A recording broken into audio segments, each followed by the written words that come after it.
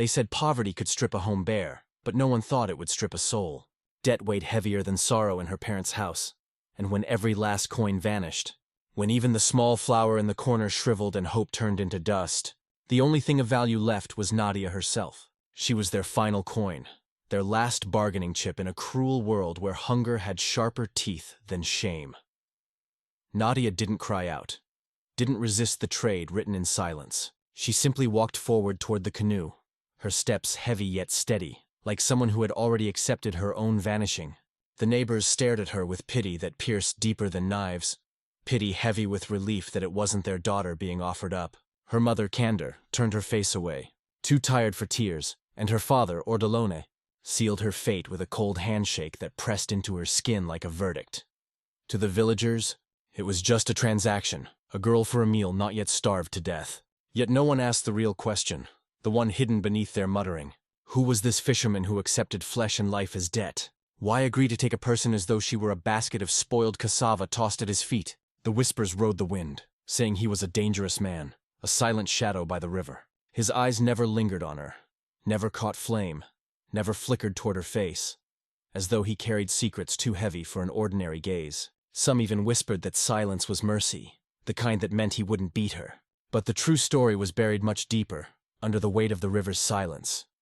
Because this fisherman wasn't what he seemed. Behind those weathered hands and sun-darkened skin lay grief, an abandoned fortune, and a name thought drowned beneath the waves of the sea. The man they all believed nameless, poor, and dangerous was once a billionaire the world had already written into its obituaries. The day Nadia was handed over seemed like the end of her, but in truth, it was the unseen spark of something far greater. The canoe scraped against the bank, sounding less like a rival and more like the toll of a funeral bell. Nadia stepped out, her bare feet sinking into the cool mud, and it felt like sinking into a land she would never belong to. The fisherman's house rose ahead, if house it could be called, a wooden hut washed gray by time, its boards warped by rain and loneliness. A fishing net sagged hopelessly between two poles. An empty chicken coop leaned to one side. No flowers bloomed. No songs or laughter belonged to that place. It looked less like a home, and more like a memory of suffering nailed to the earth. Back in the village, the story spread faster than fire through dry straw. All around, corners filled with whispers. Better her than mine, some said. A cruel relief carried on their breath. They justified it with easy sayings. Hunger leaves no choice. Starvation spares no one. Debts must be paid. But under their words stirred the uneasy truth. They too felt the wrongness of it. Saw how unspeakable it was to give away a girl like she was grain, to weigh a soul against the scales of obligation. Candor, the mother, locked her arms around her body and dared no glance backward, as though even the act of turning would make her crumble. Ordolone, the father, held the fisherman's hand the way a trader weighs his goods. Business done, account cleared. He too never looked back. And because they didn't see the light dim inside Nadia. They didn't see her soul shift and shatter into silence. There was no cry, no outburst, but something deep cracked, and that kind of cracking doesn't echo, it only lingers. The fisherman walked ahead toward the hut, heavy-footed, each step thudding like a drumbeat announcing endings. Nadia followed, no choice left, wondering if this strange path was really the end or, against all reasoning, the beginning of something unspeakable. The air itself turned somber, the birds quieted, the branches moved in whispering grief. It was as if the whole mangrove bent its head for a funeral no one admitted was happening. At the hut, he pushed the door open. Nothing but hollow wood, faded sheets, an old mattress sagged in the corner, dust and empty air where family warmth should have lived. He didn't offer a chair, didn't soften her arrival with words. He simply nodded toward that mattress and turned away. Nadia sat, bundle clutched in her lap, bracing herself for what was always expected. The demand, the hand, the shouted order, but nothing came. Instead, he started a fire on the wood stove, grabbed a pan, and busied himself with dinner as though she were invisible. She watched, her pulse racing. Her fear and mistrust battled against the strange sight of a man who treated her as though her body wasn't a prize. As though she were simply there. Not dismissed, not claimed. Left alone, that night she could not sleep. The roof groaned, the forest croaked. The fisherman's soft breathing swayed the air from where he rested not near her, but across in a hammock. Between them, an invisible line, never crossed. She lay awake, cheeks wet, but the sound of her crying made no noise. She had learned a truth that many women knew. Sometimes pain refuses to be healed by screaming. Morning came. On the table, a plate sat waiting. Couscous and fish, not just scraps. He had given her the largest piece, the heart of the flesh. No explanation, no request. He was already gone, his canoe back on the river. Nadia peered at this gift like it was a riddle carved into food. Was it kindness, or was it bait in disguise? She didn't know whether to trust, or to brace for the cruelty that often hides behind gentle acts. Suspicion held her tighter than hunger. Back in the village, mouths never stopped. Some women avoided speaking her name, as if silence could erase what happened. Others, bold with gossip, declared the fisherman had made a sharp exchange and come out lucky. But not one voice asked, what did Nadia feel? What happened to the girl beneath this bargain? In that land carved by scarcity, women's feelings had always been the cheapest currency. The kind spent freely, the kind no one counted. Yet, beneath that silence, the truth stirred. A crack opened. Nadia was not just a debt repaid, not just a body delivered to despair. She was the edge of change, the breath before a revolution none of them yet imagined. Her disappearances into the hut by the river looked like silence. But silence is often the beginning of thunder.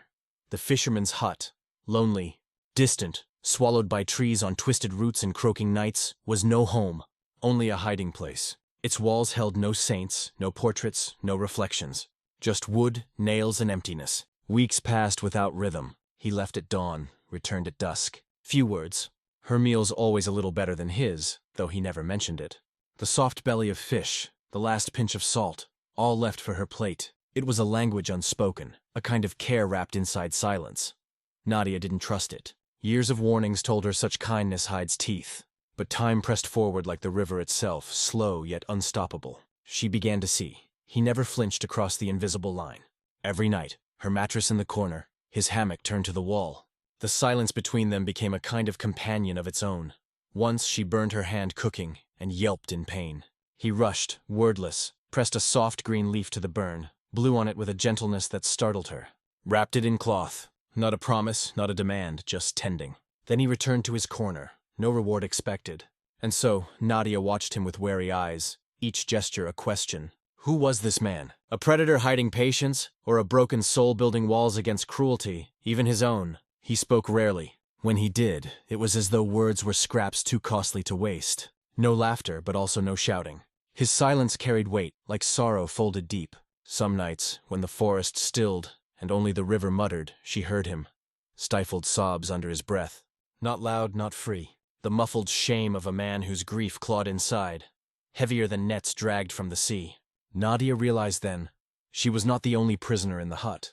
He too was bound, not by bartered debt but by memories drowning him from within. And so their unspoken lessons began. On the river, he showed her how to tie knots, cast a line, read the clouds. One day he handed her a crumpled paper and a pen, scrawling letters clumsily across it. Nadia blinked in disbelief. No one had ever cared to teach her anything except how to serve, how to stay silent, how to vanish into chores. But he said, voice rough as a rusted anchor, reading is seeing the world without leaving your place. And there, at that crooked wooden table between fishbones and beads of sweat, the first step of her freedom was born. It was around this time that the village began to notice something different. When Nadia showed up at the market with him, still silent, yes, but with her head held higher, people whispered, "She looks different. ... Double quotes, they said, and they were right. She walked with more purpose, looked people in the eyes, answered calmly. It wasn't pride, it was grounding. The girl who'd been handed over had begun to blossom, and that bothered those who preferred to see her wither. What no one saw or pretended not to was that her strength didn't come from sweet words or promises. It came from the silence of someone who, even broken, chose not to break anyone else. It came from care that asked for nothing in return. It came from love that didn't ask to be named, but knew how to show up. Nadia still didn't trust fully. She still feared what might come next. But she was no longer the same girl from the canoe. Inside her, something had changed. And the river, which witnesses everything, knew. That house in the mangrove held more than a secret. It held a seed beginning to break through the hardened clay of pain. The hut where Nadia now lived had only 2 rooms. The main one, where they ate, slept, and spent their days, and a door that never opened. It stood beside the fisherman's hammock. It was made of thick wood with an old latch that creaked even when the wind was still from the very first day. Nadia noticed it, but he never said anything. No warnings, no explanations, no threats. He simply ignored that door, as if it didn't exist. And that more than any warning made it a heavier mystery. Nardia wasn't he naturally curious. Pain had taught her that asking too many questions could hurt. But in that house where everything was silent, that door was like a scream hiding in plain sight. Sometimes she could smell old paper seeping from the crack beneath it. Other times she noticed that at night he would stand in front of the door for several minutes as if visiting a grave. Then he'd return, head low, and lie down without a word. Time passed, and winter arrived with its heavy rains that made the river swell and the mangroves flood. On one of those nights, the wind turned suddenly. Thunder split the sky and the hut shook like it was made of leaves. The oil lamp blew out and everything was plunged into darkness. The fisherman got up to check the windows and leaks. And that's when a louder crash rocked the structure. The locked door flew open on its own, pushed by the wind. And there, for the first time, Nardia saw what no one else had seen. She stepped in slowly, her heart beating so loud it muffled the storm. The room wasn't for storage. There were no nets or tools. It was a room of memories. A small shelf held old books. A cracked mirror leaned against the wall. Some writing tools scattered about, and a wooden box covered by cloth. In the corner on a straw chair, there were dust-covered picture frames. Nardia approached. She looked at each photo as if trying to decode a forgotten map. In one frame, a couple smiled with a child in their arms. The woman wore a light dress and had eyes that reminded Nadia of her own. The man beside her was the fisherman, but younger, lighter, with a different soul in his face. Beside the picture was an old yellowed newspaper clipping. She picked it up carefully. The words were faded, but still legible. The headline read, "Businessman lost at sea after tragic shipwreck. Body not found." Nadia's blood ran cold. She read and reread the scrap of paper as if the truth were too heavy to accept. The face in the photo was his, no doubt. But there, he wasn't just the man from the river. He was someone important, someone who had been searched for, mourned, maybe even honored. Nigerian billionaire disappears during voyage with wife. Suspected maritime tragedy. The date marked 10 years ago. In the final line, a nearly erased detail. Leaves behind unclaimed inheritance. She stepped out of the room slowly, her hands trembling, heart tangled between fear and compassion. The fisherman sat beside the stove, trying to reignite the flame with a piece of charcoal. She stopped in front of him, not knowing where to begin. But the question came out as if it were older than she was. "Who are you, really?" He didn't answer right away. He looked up slowly like someone reliving pain just by being seen. And then he said in the quietest voice she'd ever heard, "Someone who lost everything." That was all. No explanation, no defense. But in those 3 words, Nadia heard the weight of an entire decade. She realized that the man the village called strange, the one she had feared when handed over, wasn't just a loner. He was someone who wore grief like a second skin. Someone who chose to disappear from the world, not out of cowardice, but from a pain too heavy for his old life to contain. That night she didn't sleep. She sat in front of the now open door, thinking about everything, the books, the photos, the forgotten inheritance, thinking about how the world judges what it sees, and how what hides behind a door can be nobler than the richest halls. The fisherman whom she had only known as a strange old man had once been a man of name, fortune, and future. And now he lived there among mud and silence, caring for her without touching, teaching without asking, sharing without explanation. And it was that night without thunder that Nadia understood the house in the mangrove held more than just her. It held a story that once revealed would change more than just her fate. It would change the fate of the entire village. Because some truths, when they come to light, don't just explain or transform. And the girl once given away as payment was about to discover she hadn't been handed to punishment, but to redemption. After that night, when the forbidden door opened, the relationship between Nadia and the fisherman was never the same again, but not in the way she had imagined. She thought he might send her away, or that he would retreat further into himself, but no. What came was a deeper silence, but not an empty one. It was a silence that carried answers. He remained quiet, but his gestures began to tell stories that words could never express. Nadia had 1,000 questions in her chest. She wanted to know his real name, where his relatives were, why he pretended to be dead, why he chose the mangrove and not some far-off city, why he accepted a girl as payment if he carried so much pain. But every time she opened her mouth to ask, his eyes so full of unspoken things made her go quiet as if they were saying, "Not yet, I can't tell you yet." So she began to watch, and in his gestures she started to see what wasn't spoken. Like the way he always cleaned the fish so she wouldn't get hurt by the bones. Or how he separated good leaves from the brush when they went foraging so she wouldn't make a mistake. Or how one night when he saw her awake and shivering from the cold, he quietly placed his blanket over her, then went back to his hammock, shivering himself but at peace. She also began to notice that he watched her from afar, not out of suspicion, but out of care, like a father who refuses to declare himself a father, but can't hide the instinct. When she had a fever for 2 days, he watched over her like he was guarding ancient treasure. He brewed me root tea, softly sang a lullaby in a language she didn't know, and prayed with his hands clasped, eyes closed, and a reverence that sent chills down her spine. He wasn't praying for her to get better. He prayed like someone asking forgiveness for having lost someone before. With time, Nardia began to truly learn how to fish, how to handle the net, read the sky, distinguish the sound of the right or on the river. He taught patiently, and when she made mistakes, he didn't scold. He just repeated the motion like saying, "Try again." And little by little, without realizing it, she began to walk taller. It wasn't pride, it was something else. A new firmness born in someone who finally felt seen, acknowledged. Her once tangled hair was now carefully braided by her own hands. Her worn clothes washed with more care. Her voice, once muffled, now had tone. It didn't shout, but it was steady. And that began to draw attention in the village. When she went to the market with him, the women whispered, "That girl has a new kind of glow." And they were right. It wasn't vanity. It was the glow of a soul that had come back to life. One day, as she returned alone from the well, a neighbor woman stopped her and asked, "He's never touched you, has he?" Nadia took a deep breath, looked the woman in the eyes, and replied, "He has. He touched me with respect." And the woman fell silent, ashamed because in that village where bodies were traded for food, where silence was forced on poor girls, where pain was normalized, that answer was a defiance and a lesson.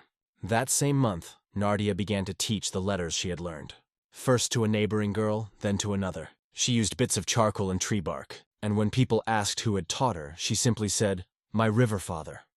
Some laughed, others got annoyed, but no one dared say it wasn't true. And it was on one of those afternoons, while she scribbled words on the ground and taught the letter A like planting a seed, that the fisherman watched her from a distance and smiled, not with his mouth, but with his eyes. And in that moment, without a single word, he answered all the questions she would never have the courage to ask.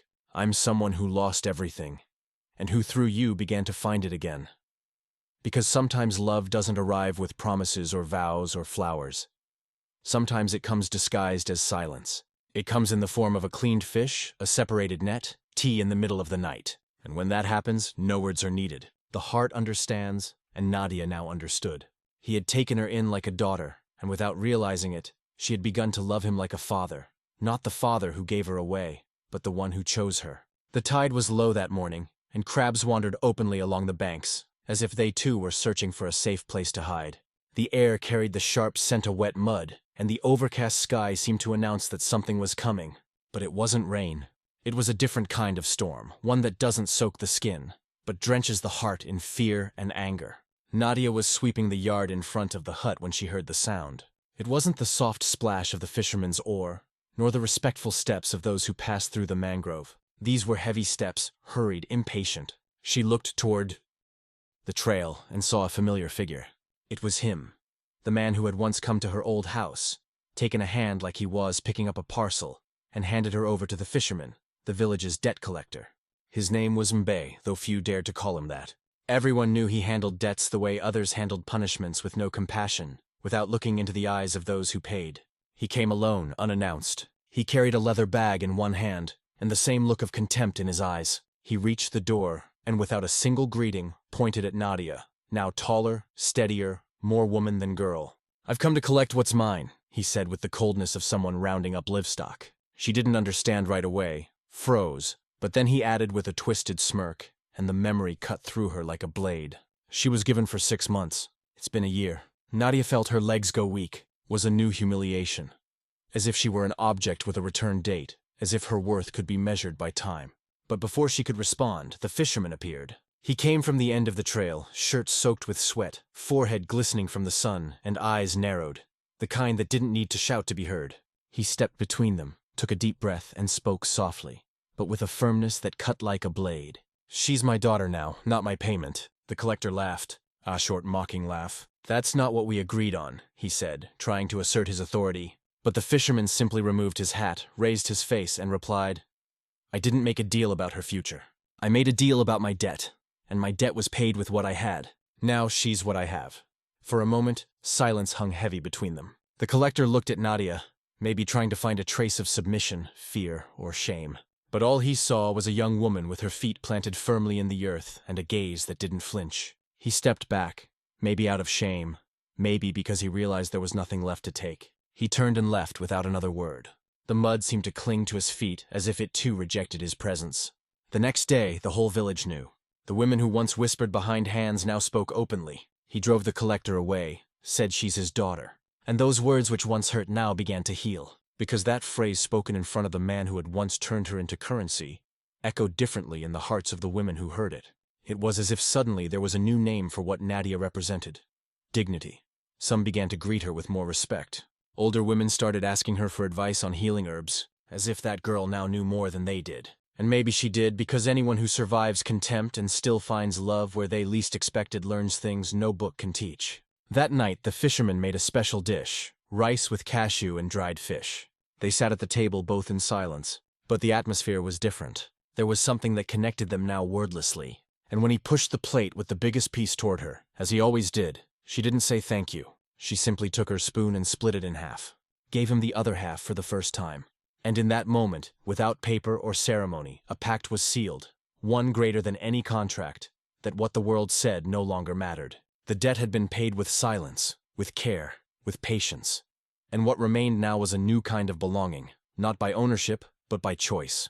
Because there are moments in life that demand a voice, but others, when a gesture is enough. And that afternoon, in front of the collector, it was the fisherman's gesture that spoke for them all. Nadia was no longer a form of payment. She was part of a story that would never again be bargained. Time in the village passed slowly, as if the river itself insisted on stretching each day. After the confrontation with the debt collector, things seemed to settle into a quiet peace. Nadia and the fisherman carried on like two riverbanks, learning to respect each other, even with the water always flowing between them. Words were still few, but gestures multiplied. She read better and better. He listened to the stories she read from books. At night, they'd sit outside watching the sky, and sometimes she'd catch him with his eyes lost among the stars, as if searching for something left behind. It was on one of those afternoons with a still sky and motionless air that the past decided to return. But it didn't come as a memory. It came as an intrusion. A new sound broke the river's silence. The roar of a motor, not a canoe, a rumble foreign to that land. Children ran to the shore. Adults stepped out of their homes. And then it appeared, a yacht, white, gleaming, slicing through the water with elegance and arrogance. Nothing like it had ever reached those parts. It was as if a piece of the city had invaded the heart of the mangrove. On board were men in suits carrying clipboards, microphones, and cameras. The whole village gathered to see, curious, wary, amazed. The fisherman arrived last. He came with Nadia carrying a basket of fish. When he saw the boat, he stopped. His eyes narrowed. His face hardened. She noticed. "Do you know them?" she asked. He didn't answer. He just set the basket down, took off his hat, and muttered, "They weren't supposed to find me." The men came ashore, asking names, showing photos, calling out for someone no one recognized. "We're looking for Mr. Adibio Amalu, businessman missing for 10 years. We received a tip. He might be here." The crowd glanced at each other. No one spoke until one of the children pointed at the fisherman and said, "He lives at the end of the mangrove." And silence fell like a stone in the river.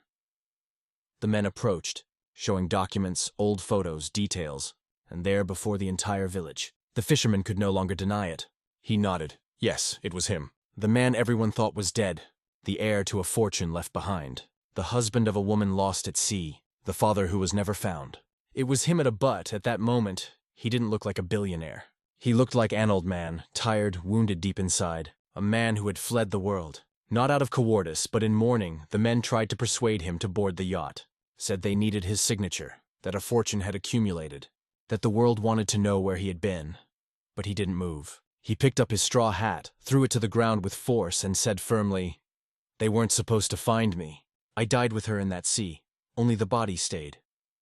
Then he walked away, ignoring the cameras, the flashes, the documents.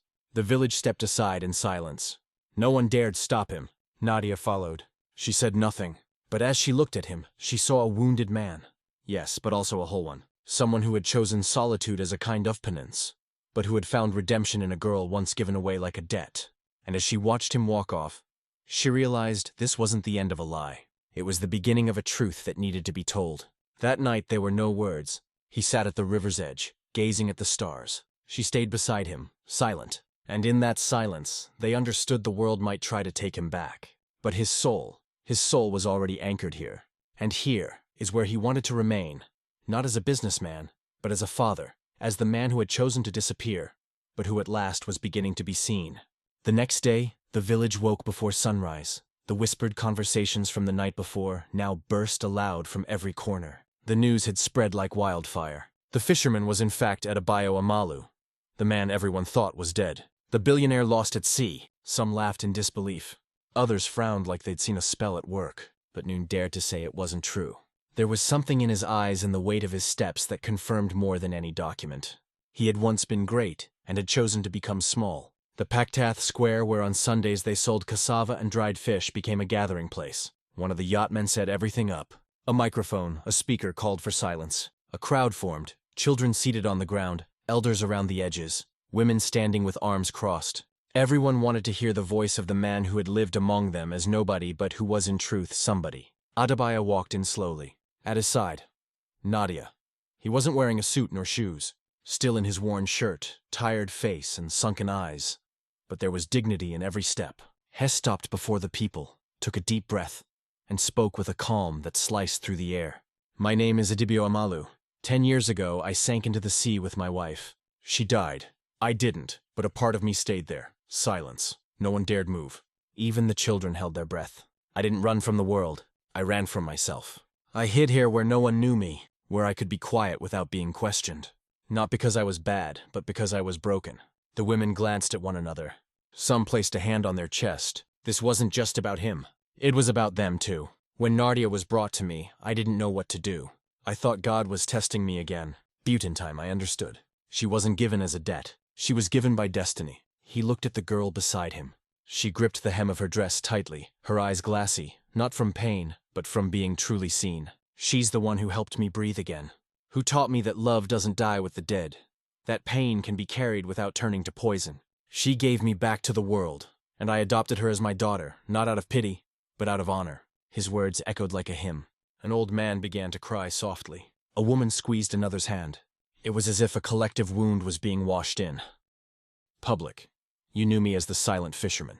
Now you know who I am, but that changes nothing. I don't want to return to mansions or stand on stages. I want to stay here, and I want you to know this girl you once looked down on is my daughter. And she's worth more than any inheritance I ever left behind. He fell silent. The quiet lingered for a few seconds until one woman, one of those who used to look at Nadia with scorn, knelt in the dirt and began to clap. Then another and another. Soon the whole village was applauding. Not the money, not the name, not the past, but the courage of someone who chose love, who chose to stay, who chose to see value where once there was only burden. That day for the first time no one called Nadia, the girl who was given away. They called her daughter of Adebayo, and she with shining eyes didn't need to say a word, because the truest answer was in the gesture, the gaze, the quiet embrace she gave the man who once welcomed her as a stranger, and now introduced her to the world as the blood of his soul. And so before the entire village, a story that began in injustice was transformed into redemption. Because when truth comes wrapped in humility, it doesn't humiliate, it heals. It honors, it rebuilds. And that's what this man had done. Rebuilt his story with calloused hands, tear-filled eyes, and assailants that at last spoke louder than all the lies. It didn't take long for the village murmurs to spread beyond the riverbanks. The revelation that Adebayo Amalu, the missing billionaire, was alive and living as a fisherman deep in the interior, made headlines on the radio, in big city newspapers, and even on television shows. Some came just out of curiosity, others for personal gain. But many came bearing offers that gleamed brighter than gold under the sun, but held none of the weight of a peaceful heart. In the days following the public confession, the first envoys arrived. Lawyers, investors, distant relatives. They brought leather briefcases, letter-headed contracts, expensive cologne. They spoke with polished words but looked at the wooden hut with thinly veiled disgust. Mr. Adebayo, we can rebuild your image. The business world awaits you, Mr. Adebayo. There are pending shares, abandoned properties, frozen accounts. Everything can be reinstated, Mr. Adebayo. The city offers a triumphant return, interviews, tributes, even a statue in your honor. And finally, the line they all thought he couldn't resist. A new life for your daughter. Fine clothes, private school education, travel. Abroad, he listened quietly. Sitting on his wooden bench, his fishing net at his feet, he let them speak. Let them parade their promises like jewelers flaunting gems to someone who'd never seen the glitter of the world. And then, when the last man had finished his pitch, he stood up slowly, looked out at the brush around him, at the sky, at the red earth clinging to his feet, and spoke. For years I lived with all these things you offer. I dined at the finest tables, slept on silk sheets, owned cars, suits, and our respected name, and none of that saved me from grief. None of it healed the pain. It was here in this crooked hut, eating cassava flour and dried fish, that I learned how to breathe again. It was on this hard ground that I found peace, and it was in this girl whom the world wanted to treat like property that I rediscovered what it means to be a father. The men tried to press him further, but Mr. Adabio, you no longer need to live like this. You can have comfort, luxury, security. He cut them off with a wave of his hand. Comfort is being able to sleep without regret. Luxury is sitting by the river and watching my daughter smile without fear. Security is knowing no one will ever try to buy her again. Nadia, who had been listening with her heart racing, stepped forward. One of the men held out a piece of paper to her. You girl, you could have a brilliant future. You don't have to stay here. Think of yourself. At least accept the scholarship. She took the paper, read it slowly, folded it neatly, and handed it back. Then said with a firmness that silenced everyone, My roots are where I was watered with care. What I want to build is here. Their refusal shocked the visitors, not because they couldn't understand, but because they weren't prepared to hear it. They were used to people who bowed before wealth, who bent before opportunity. But here were two people wounded, yes, but whole, who chose to remain where they had been restored, not where they were promised to shine. As they left, the lawyers dropped business cards, contact numbers, promises left hanging in the air, but none of them returned because they understood that in that little hut, what mattered wasn't the fortune of the past. It was the dignity of the present, and dignity can't be bought. It can't be rented. It can't be bargained for. In the village, the whispers returned, but now with a different tone. He had it all and turned it down for her. She could have left, but chose to stay. Some people have little, but are worth so much, and those words began to change how people looked at them. The fisherman's hut began to be seen with respect, not for what it held inside, but for what it had refused. Because to say no to what glitters when you already shine from within is something only those who know the worth of their own soul can do. And in that simple, firm refusal, Adibio and Nadia taught the village that not every victory is measured by how many zeros are in a bank account. Sometimes the greatest wealth is being able to say, here where they found me broken is where I healed, and here is where I choose to stay. It happens little by little, almost imperceptibly, like when the tide begins to rise, slowly, shyly wetting the ground, until suddenly everything is covered in water. That's how it was with the village. The transformation didn't come through speeches, banners, or teary embraces. It came through glances, through gestures, through silences that spoke more than any apology ever could. The first to approach was donor Alika, a sharp-tongued woman quick to point fingers, who had once been one of the first to scoff that Nadia was that girl given away for debt. One day, she showed up with a piece of embroidered cloth, clearly ashamed, and said it was just lying around the house. Maybe she could use it to make a dress. Nadia thanked her with a reserved smile. She knew what it meant. It wasn't just fabric. It was the first thread of a bridge. Then came others. One brought cornbread. Another invited her to join the women's evening prayer circle. A third offered to teach her how to sew. Nothing was said directly, but everything was unmistakably clear. It was as if the villagers, once so quick to judge, were now learning how to ask for forgiveness in the only way they knew how, by including, by inviting, by offering space. About the children who used to giggle and run from her on the way to the well, now fought to sit closest when she told stories. They wanted to learn to read like she did. They begged her to teach them how to trace letters in the dirt with sticks, and she taught patiently. She didn't charge. She didn't bring up the past because she had learned from the fisherman that sometimes the best response to pain is to quietly begin again. Even the village men began to change how they spoke to the fisherman. Before they'd walk past him with their chins high as if he were invisible. Now they lowered their eyes or offered a quiet good morning. They started calling him by his true name, Senora Carney, but with a tone of respect that carried more than just politeness. It carried admiration and maybe a touch of guilt at the market. Nadia was no longer treated like a shadow. She was given exact change, acknowledged with genuine eye contact. The same neighbors who once muttered, "Better this than dying of hunger," now referred to her as the fisherman's girl, and some even dared to say her name, not with pity, but with pride. The girl who overcame pain, an old woman, murmured one morning. Nadia, didn't he respond? But inside something settled into place. The changes, though subtle, were profound, and perhaps the most symbolic of all was Akan's new posture in the village. Once he avoided the town center, gatherings and conversations. Now he walked with calm but steady steps. He no longer needed to hide, and no one wanted him to. His story, once invisible, had become a beacon. Not because he was a wealthy man who returned, but because he was a broken man who chose to heal and to care. One afternoon, a young man approached Nadia and asked, "Don't you feel angry at them?" She paused, took a deep breath, and answered with a phrase that silenced even the breeze. "Anger dries the soul, and I still want to bloom." And that became an echo. They began repeating the phrase around bonfires and prayers. Like a newly discovered prayer, Nadia and Akani never demanded apologies, because they knew what they had between them was greater than the pain caused by others. It was a bond that didn't need validation. But the way the villagers slowly began to redeem themselves, not with words, but with presence, was in its own way a kind of justice, not the justice of courtrooms, but the justice of humble hearts. And so, without speeches, without applause, without headlines, the entire village began to learn something precious, that the past can be healed, not just through asking forgiveness, but by walking new paths. And Nadia, once carried like a burden, was now an example, a mirror for the girls, a lesson for the grown, a seed for the future. Because in the end, the strongest form of forgiveness isn't the one we hear, it's the one we live. And in that little village, a people who once looked at pain with indifference were now, in silence, learning to honor those who had survived it with dignity. The land lay at the edge of the village where the brush grew wild and children only ventured when escaping scoldings or searching for fallen mangoes. It was a forgotten patch of earth as dry as the hopes of those who had never dreamed beyond survival. For many years there was nothing there. No shade, no prayers, no laughter, only abandonment. That was where Akani chose to plant the future. The decision wasn't announced. No one expected it. But one day, workers began to arrive. Trucks with wood, cement, sand.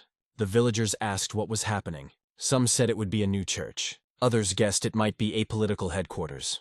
But the moment the first foundation took shape and the first wall rose with neatly aligned blocks, a sign was planted firmly in the dry ground in simple lettering Kaza Jinagia.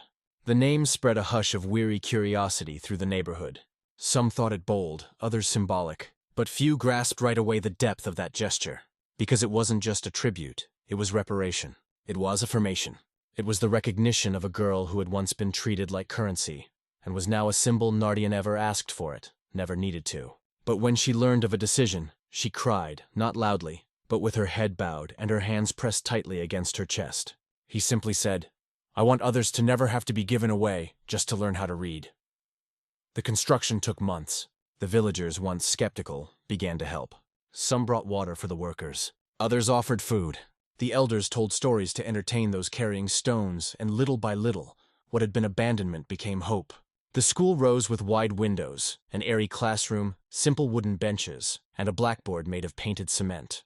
Nothing luxurious, nothing extravagant, but everything built with care. On the first day of class, the children arrived barefoot, some with makeshift notebooks, others with pieces of charcoal to write with, but all of them with eyes that sparkled. Nadia was the first teacher. She had no diploma, but she had lived. She taught the letters with the same patience she had been taught, and she also taught the things no book ever writes. How to protect yourself without hardening. How to show respect without erasing yourself. How to have a voice even in silence. The girls once taught to lower their gaze now lifted their yes. The same ones who used to laugh at Nadia now called her auntie, teacher, big sister. And she without vanity just smiled because she knew that in that simple classroom every word taught was like water poured over the right seed. The village once marked by pain began to gather there. They used the space for prayer assemblies, even food sharing. It was as if the school was more than a building. It was a new heart beating at the center of the community. At the entrance, the sign stood firm against time. What was given away as debt became future through love. No one dared take it down. No one dared forget. Because in that phrase lived the essence of everything that had been lived. A car, now called by name, with respect and without fear, passed by almost every day. He'd sit on a bench beneath the mango tree and watch the children run. In every light step, he saw a memory being healed. In every burst of laughter, he saw something the big city had never given him. Peace. And Nadia, who had once arrived there as a burden, was now the foundations. Living proof that pain doesn't have to be inherited, that care can change destinies, that love, even born from silence, can build what money could never dream of raising. Because there are constructions that defy time, and that school born of clay and courage was one of them. A temple of dignity, where once there had only been neglect, an altar of learning, built on pain, but held up by grace. The grace of having been cared for and of caring in return. Sometimes life writes stories so improbable that no one would dare invent them. Stories where pain becomes foundation, where silence teaches more than words, where a girl once given as payment becomes a mirror for an entire community. And that is exactly what happened in that village. Forgotten by time, but remembered by God. Nadia wasn't sold. She was sacrificed, and what seemed like the end of her dignity became the beginning of her purpose.